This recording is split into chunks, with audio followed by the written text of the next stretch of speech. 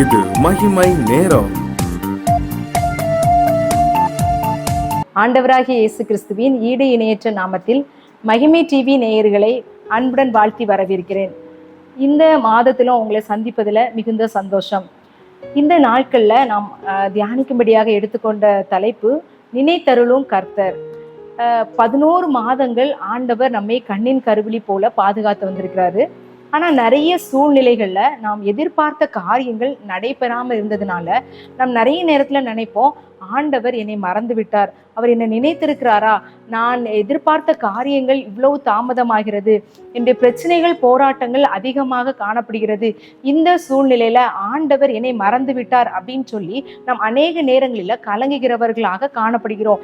வேதத்திலிருந்து ஆண்டவர் நினைத்தருளும் போது வருகிற ஆசீர்வாதங்களை குறித்தும், யார் யாருக்கு ஆண்டவர் அந்த ஆசீர்வாதங்களை கொடுத்தார் அப்படின்றதை குறித்தும் இந்த மாதத்துல நம்ம தியானிக்க போகிறோம். முதலாவதாக ஆதியாகமம் 8ஆம் அதிகாரம் 1ஆம் வசனம் இப்படியாய் சொல்லுகிறது: தேவன் நோவாவையும் அவனுடனே பேழையில் இருந்த சகல காட்டு மிருகங்களையும் சகல நாட்டு மிருகங்களையும் நினைத்தருளினார் அப்படின்னு சொல்லப்பட்டிருக்கிறது.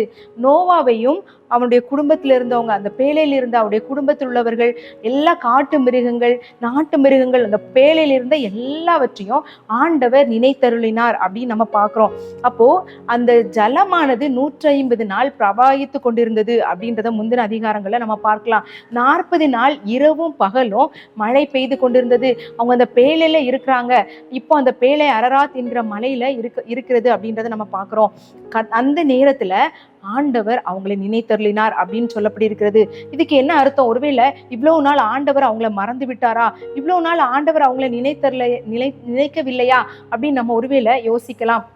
அவங்க ஆண்டவர் அவங்கள நினைக்கல அப்படின்னா ஒருவேளை அந்த ஜலமானது அந்த பேழை என்ன செஞ்சிருக்கலாம், அந்த பேழை அமிழ்ந்து போயிருக்கலாம். இல்லை அந்த ஒரு பேழையில ஒரு ஓட்டை வந்துச்சு, தண்ணி உள்ள போச்சு அப்படின்னா ஒன்றும் பண்ண முடியாது. இதே மாதிரி நிறைய பிரச்சனைகள் அவர்களுக்கு வந்திருக்கலாம். ஆனா ஆண்டவர் அவர்களை பாதுகாத்தார், அவர்களை மறக்கல.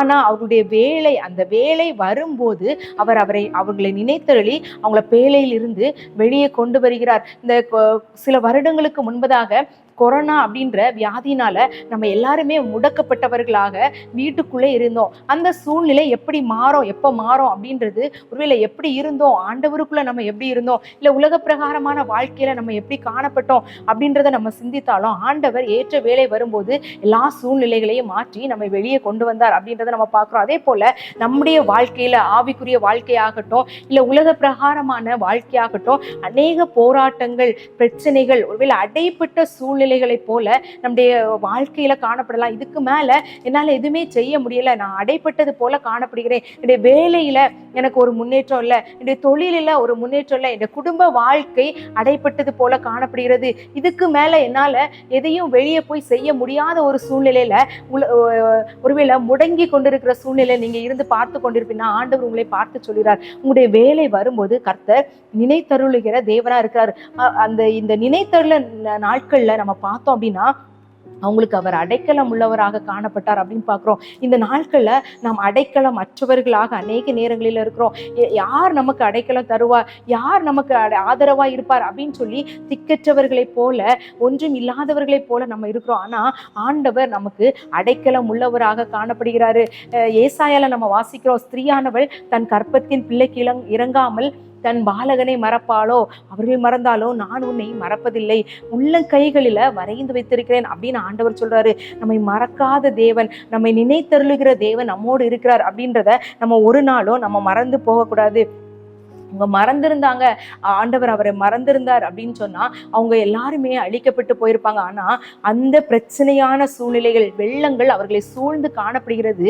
அந்த சூழ்நிலையும் ஆண்டவர் அடைக்கலமா இருந்தார். அதே போலதான் நம்முடைய வாழ்வில் காணப்படுகிற வெள்ளம் போன்ற போராட்டங்கள், நம்மை அமிழ்த்து கொண்டிருக்கிற சூழ்நிலையில ஆண்டவர் நமக்கு அடைக்கலம் உள்ளவராக காணப்படுகிறார் அப்படின்றது எந்த விதமான சந்தேகமும் இல்லை. நம்முடைய சூழ்நிலைகளில ஆண்டவர் நினைத்தருளுகிற தேவனா இருக்கிறாரு. ஒருவேளை நான் அநேக நேரங்கள் ஆண்டவரிடத்துல நான் எதிர்பார்த்து கொண்டிருக்கிறேன். அவர் என்னை நினைத்து என்னை ஆசீர்வதிப்பார் அப்படின்னு சொல்லி நான் எதிர்பார்த்து கொண்டிருக்கிறேன். ஆனா அந்த சூழ்நிலைகள் எனக்கு சாதகமாகவே மாறவில்லை, அது எனக்கு எதிர்மறையாகவே காணப்படுகிறது அப்படின்னு ஒருவேளை நீங்க சிந்தித்து கொண்டிருக்கலாம். ஆனா ஏற்ற வேளை வரும்போது கர்த்தர் நம்மை நினைத்தருளி நம்மை ஆசீர்வதிப்பார். சங்கீதம் 115:12 இவ்வாறு சொல்கிறது, கர்த்தர் நம்மை நினைத்திருக்கிறார், அவர் ஆசீர்வதிப்பார் அப்படின்னு சொல்லி. அவர் நம்மை நினைத்து ஆசீர்வதிக்கிற தேவனாய் இருக்கிறார். நோவாவையும் அவருடைய குடும்பத்தையும் அவர் நினைத்து ஆசீர்வதித்தார் அப்படின்றத நம்ம பார்க்கிறோம்.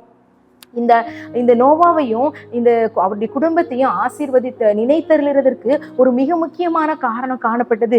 நோவாவிடத்துல அது காணப்பட்டது அப்படின்னு பார்க்கிறோம். ஆண்டவர் சொன்ன கட்டளைகளின்படி ஆண்டவர் சொல்றாரு ஒரு பேழையை உண்டாக்கு அப்படின்னு சொல்லி, அதன்படி ஆண்டவர் சொன்ன எல்லாவற்றின்படியும் அவன் செய்தான், கீழ்ப்படிந்தான் அப்படின்ற பார்க்கிறோம். அந்த கீழ்ப்படிதல் அப்படின்ற குணம் அவர் ஆண்டவர் நினைத்தருள பண்ணினது அப்படின்றத நம்ம மறந்து போகக்கூடாது. ஒருவேளை நம்முடைய வாழ்வில் ஆண்டவர் காரியங்கள் ஒருவேளை ஆண்டவர் நம்மை மறந்து போய்விட்டார் அப்படின்னு சொல்லக்கூடிய சூழ்நிலைகளில நாம் எவ்வாறு காணப்படுகிறோம்? நாம் ஆண்டவருடைய வார்த்தைகளுக்கு நம்ம கீழ்ப்படுகிறவர்களாக காணப்படுகிறோமா, இல்ல நாம் எதிர்த்து அவருடைய சத்தத்தை செவி கொடுக்காதவர்களாய் நம்ம காணப்படுகிறோமா அப்படின்றத நம்ம சிந்திக்க அழைக்கப்படுகிறோம். நம் கீழ்ப்படிதல் உள்ளவர்களாக நம்ம வாழும்போது ஆண்டவர் நம்மை நினைத்தருளுகிற தேவனாய் இருக்கிறார். இந்த நோவாவையும் அவருடைய குடும்பத்தையும் அவர் பத்திரமாய் பாதுகாத்தார் பேழையில. அதே போல நம்முடைய வாழ்க்கையில காணப்படுகிற போராட்டமான சூழ்நிலைகள், வெள்ளம் போல சத்துரு வரும்போது ஆவியானவர் கொடியேற்றுவார் அப்படின்னு சொல்லி வசனம் சொல்லப்படுகிறது. இந்த ஆண்டவர் நமக்கு அடைக்கலமாய் காணப்படணும் அப்படின்னு சொன்னா நாம் என்ன செய்யணும்? கீழ்ப்படிதல் உள்ளவர்களாக காணப்படணும். கர்த்தர் நம்மை நினைத்தருளும் போது அவர் நமக்கு அடைக்கலம் கொடுக்கிறவராய் இருக்கிறார் அப்படின்றத நம்ம இன்னைக்கு சிந்திச்சோம். அந்த அடைக்கலம் நமக்கு வேணும், அவர் நினைத்து நம்மை ஆசீர்வதிக்கணும் அப்படின்னா கீழ்ப்படிதல் உள்ளவர்களாக இருக்க வேண்டும் அப்படின்றதா இன்றைய நாளின் சிந்தனை. இதற்காக நம்ம ஆண்டவரிடத்துல ஒப்பு கொடுக்கலாம். ஆண்டவரே, எனக்கு கீழ்ப்படிதல் உள்ள ஆவியை தாங்க, நீர் என்னை நினைக்கும்படியாக நான் உமக்கு கீழ்ப்படிந்து நடக்கும்படியான கிருபையை தந்தருளுங்க அப்படின்னு சொல்லி நம்ம ஜெபிக்கலாம்.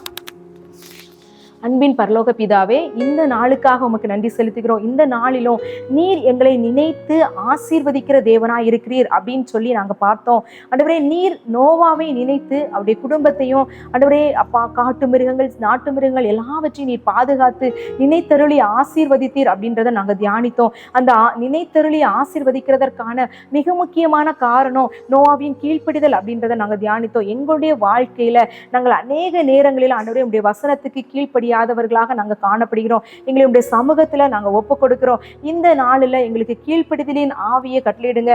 நாங்கள் உமக்கு பிரியமானவர்களாய் உமக்கு கீழ்ப்படிந்து உடைய வசனத்தின்படி வாழ்ந்து நீர் எங்களை நினைத்தருளி எங்களுடைய குடும்பங்களையும் ஆசீர்வதிக்க போகிற மேலான கிருபைக்காக உமக்கு நன்றி செலுத்துகிறோம். துதி கன மகிமை எல்லாவற்றையும் உமக்கு செலுத்துகிறேன். நீர் பெருக நாங்கள் சிறுக. இயேசுவின் மூலம் ஜெபம் கேளும் நல்ல பிதாவே, ஆமேன்.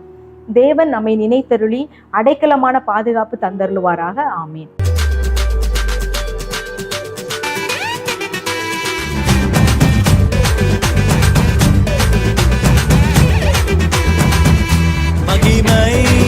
மகிமை